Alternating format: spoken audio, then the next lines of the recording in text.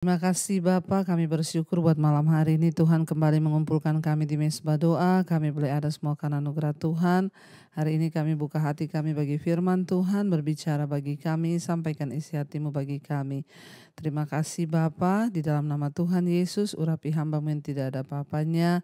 Roh Kudus-Mu lah yang menerangkan semua yang kami baca dan yang kami renungkan dari firman Tuhan. Dalam nama Yesus, haleluya.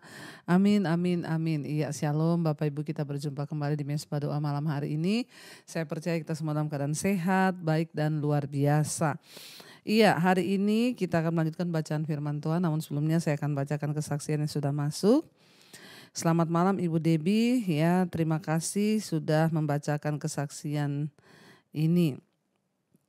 Saya seorang ibu dari 3 anak ya dan juga 3 cucu.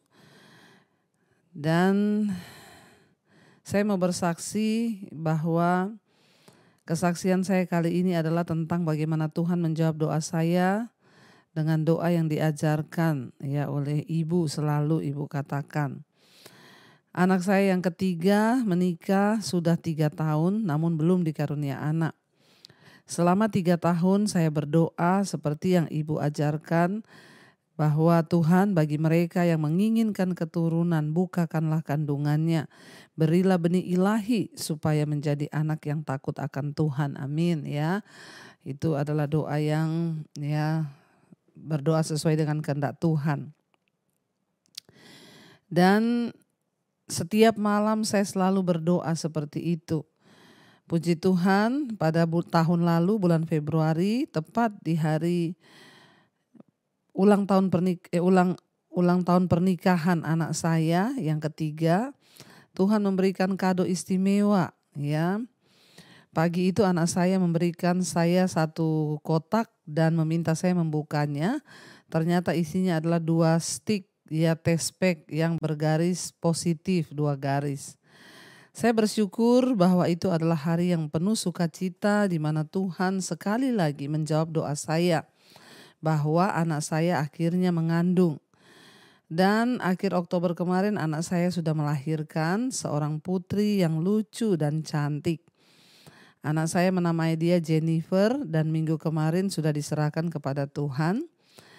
Dan hari Selasanya diadakan ibadah ucapan syukur. Namun yang mengherankan lagi adalah sejak hari pertama positif ya sampai persalinan tidak ada satupun halangan ya yang berarti bagi anak saya, baik ya sampai dia persalinan. Semua dipermudah oleh Tuhan, bahkan dicukupkan semua kebutuhan. Dan itu yang membuat saya sangat yakin Bu dan percaya bahwa bayi ini adalah benar-benar benih ilahi sesuai doa yang selalu saya panjatkan setiap malam. Inilah kesaksian saya Ibu Debbie, saya berterima kasih kepada Tuhan Yesus yang sudah menjawab doa kami dan juga kepada Ibu karena sudah mengajarkan kami bagaimana harus berdoa mengenai hal keturunan.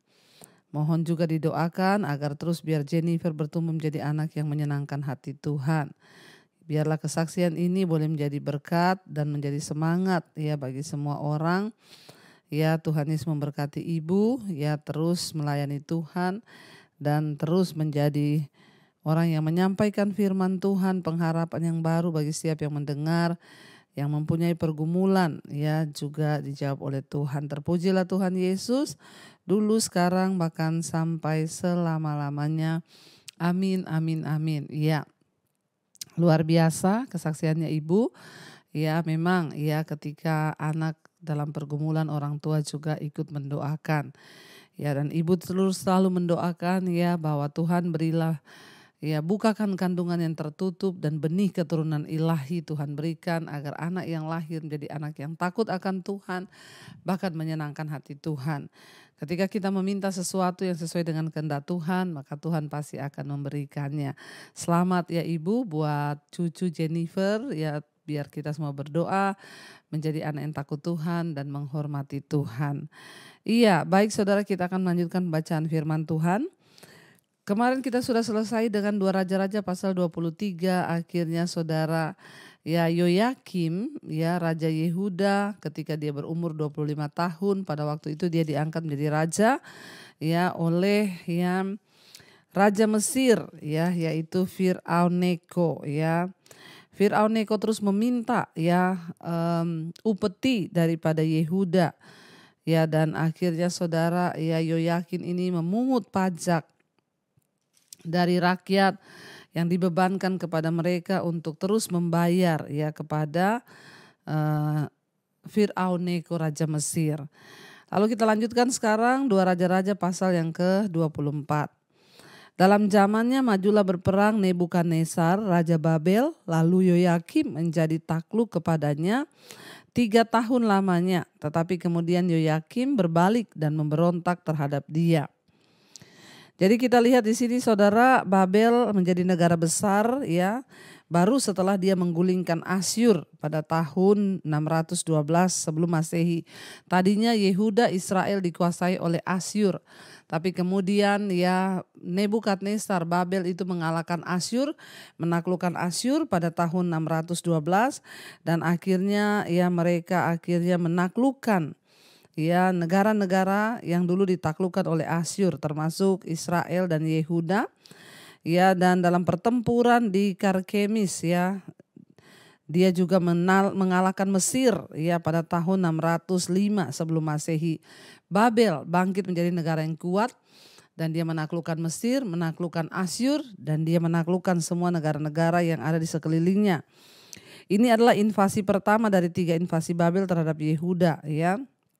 Di sepanjang 20 tahun berikutnya, 2 invasi lainnya terjadi itu pada tahun 597 sebelum Masehi ya, dan setiap invasi para tawanan-tawanan itu dibawa ke Babel saudara ya.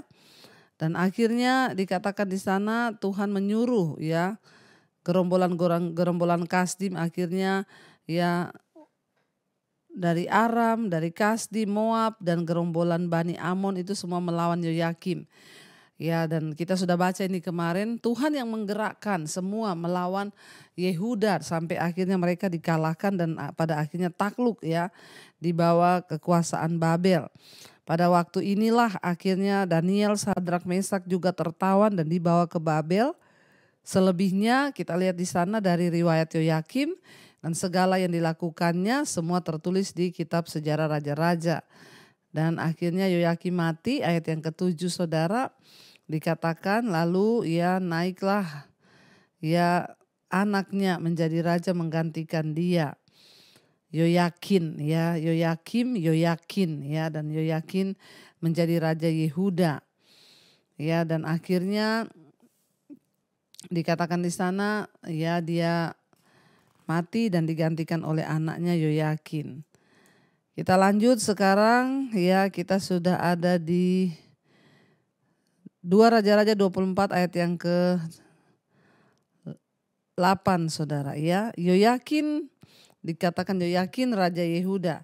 Yoyakin berumur 18 tahun pada waktu ia menjadi raja dan 3 bulan lamanya ia memerintah di Yerusalem, hanya 3 bulan saudara ya.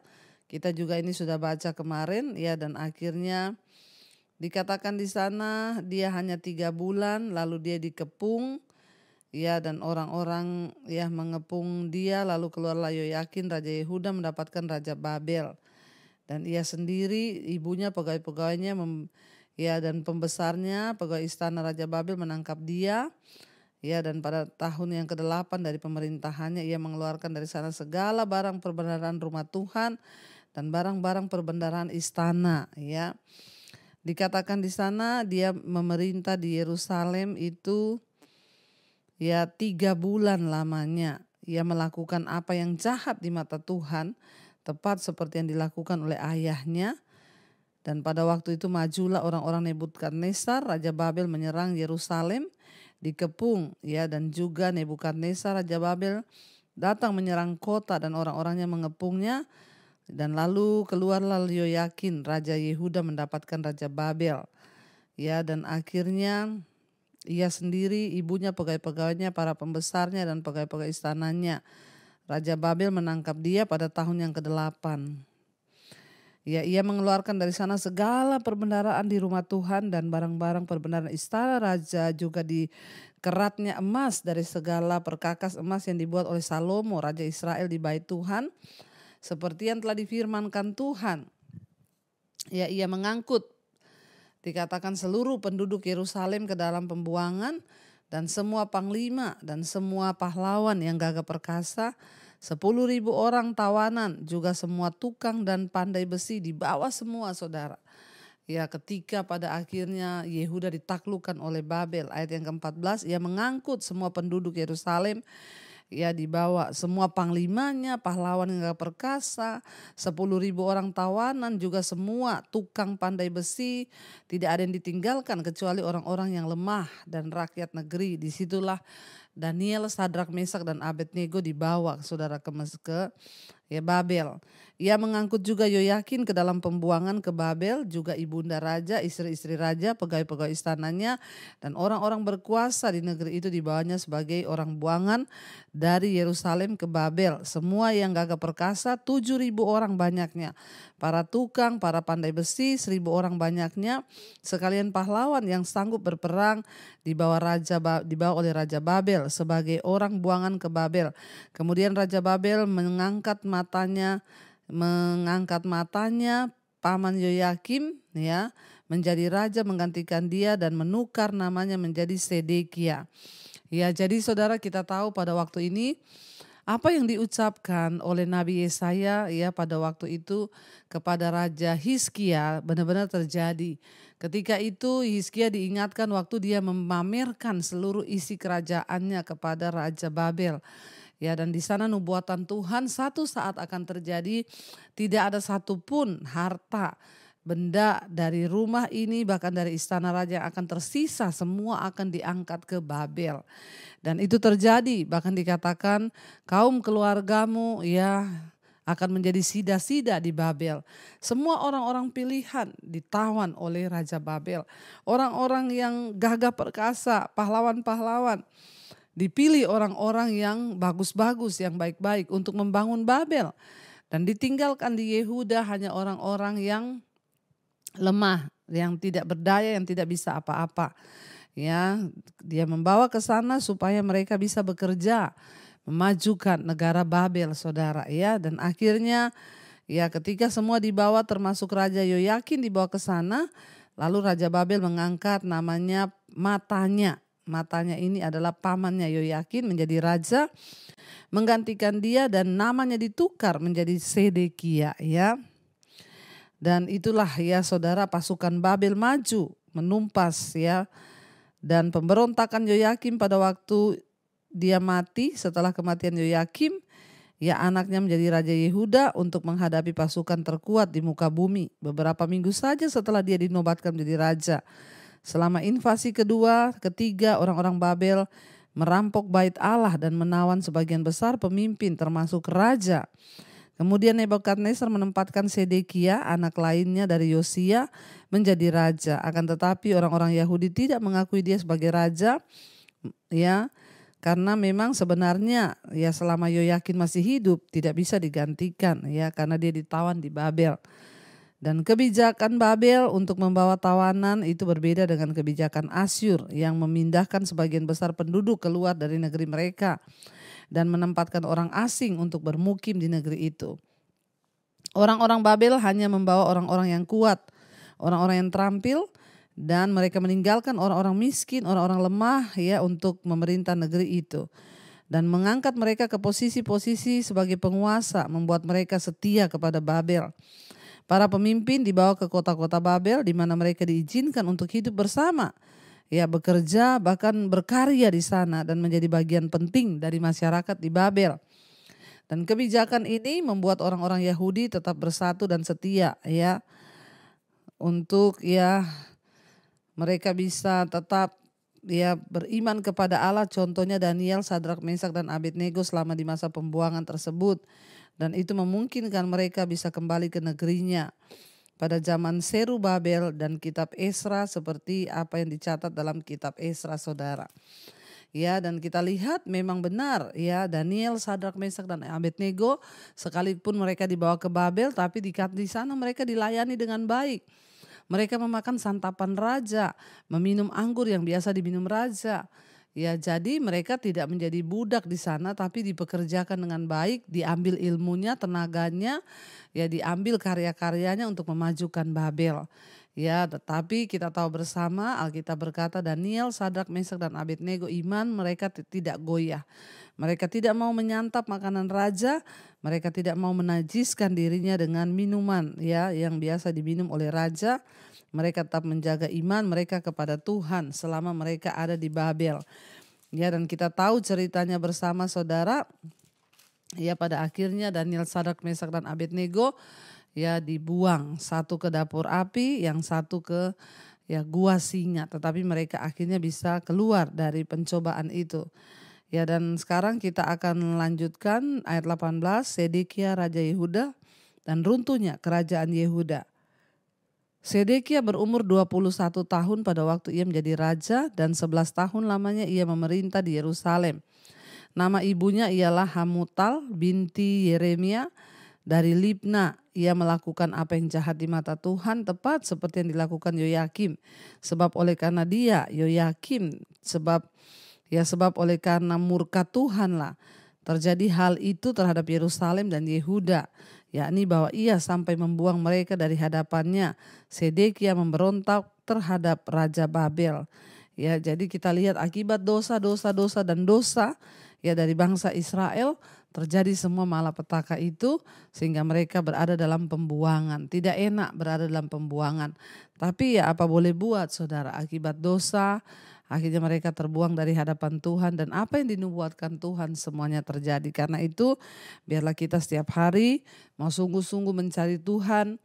Biarlah kita setiap saat mau sungguh-sungguh untuk datang beribadah kepada Tuhan dan tidak menjadi orang yang ya menyakiti hati Tuhan. Tetapi kita mau sungguh-sungguh untuk menghormati Tuhan di dalam hidup ini sehingga kita boleh melihat apa yang Tuhan kerjakan itu ya luar biasa terjadi atas kehidupan ya orang-orang yang dipelihara oleh Tuhan. Tapi dosa menjadi hal yang akan membuat hidup kita jauh dari Tuhan, bahkan membuat hidup kita ya tidak ada damai sejahtera.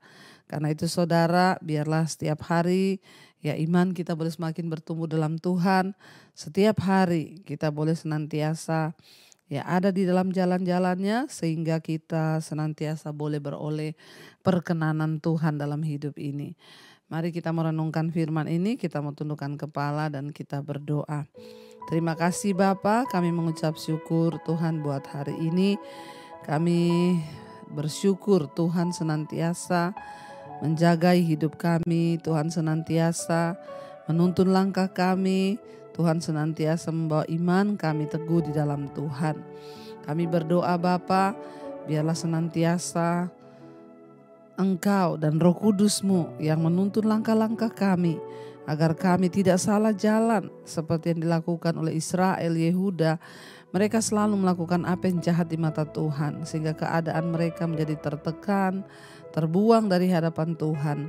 Izinkan kami Bapa untuk selalu ada di dalam hadirat Tuhan, senantiasa menjadi orang-orang yang menyenangkan hati-Mu. Berkati setiap anak-anak-Mu, jemaat Mezbah Doa, mereka yang ada dalam pergumulan yang berat, Tuhan turut bekerja. Engkau yang memulihkan keadaan kami Bapa, yang terlilit masalah keuangan, hutang piutang, Tuhan juga turut bekerja sehingga dapat terlunasi dengan cara yang ajaib. Kami bertobat dan kami memohon Tuhan campur tangan. Kami berdoa untuk setiap mereka yang sakit, Tuhan jamah. Mari saudara letakkan tanganmu di bagian sakit, perkatakan dalam nama Yesus ada kesembuhan. Kami percaya di dalam nama Yesus ada kesembuhan. Berkati anak-anak-Mu yang terus setia mencari wajah-Mu. Tuntun, pimpin langkah kami untuk ada senantiasa di dalam perkenanan Tuhan.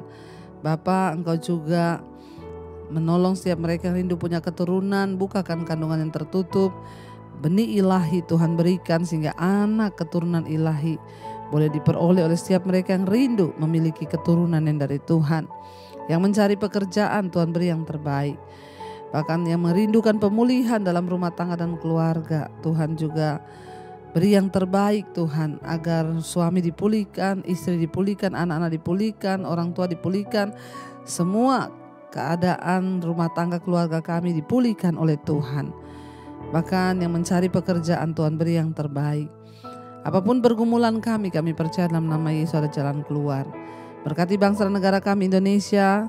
Lawatan Tuhan terjadi atas Indonesia, damai sejahtera turun bagi Indonesia. Indonesia dilawat oleh Tuhan dan menjadi bangsa yang hidup memuliakan nama Tuhan. Orang-orang bertobat, meninggalkan dosa, kembali pada Tuhan. Berkati Bapak Presiden Jokowi, selama dia memimpin, roh takut akan Tuhan ada dalam hidupnya. Bawa Tuhan, dia boleh sungguh-sungguh menjadi pemimpin yang melakukan segala sesuatu untuk kepentingan bangsa. Kami berdoa untuk Indonesia di tengah tahun-tahun politik ini. Tuhan beri yang terbaik. Kami tahu seorang pemimpin yang terbaik sudah Tuhan pilih. Indonesia menjadi negara yang makmur, menjadi negara yang memuliakan nama Tuhan. Terima kasih Bapa. Berkati juga bangsa-bangsa di 5 benua, Asia, Afrika, Amerika, Eropa, Australia. Hujan pertobatan tercurah. Tuhan pegang kendali atas bangsa-bangsa. Pertobatan demi pertobatan terjadi. Bawa kami semakin hari semakin disiapkan iman kami menghadapi tantangan zaman yang terus berubah. Biar kami hidup takut akan Tuhan, mengejar perkenanan Tuhan. Terima kasih Bapa. Mari buka hati dan tanganmu saudara. Karena itu terimalah kiranya berkat, rahmat, anugerah dari Allah Bapa, cinta kasih Tuhan Yesus Kristus, penyertaan Allah Roh Kudus turun atas hidup kita mulai hari ini bahkan sampai kali yang kedua. Tuhan Yesus datang menjemput kita, nama kita tercatat dalam kitab kehidupan. Dalam nama Tuhan Yesus yang diberkati Tuhan, katakan bersama amin, amin, amin. Tuhan Yesus memberkati saudara. Shalom dan Immanuel.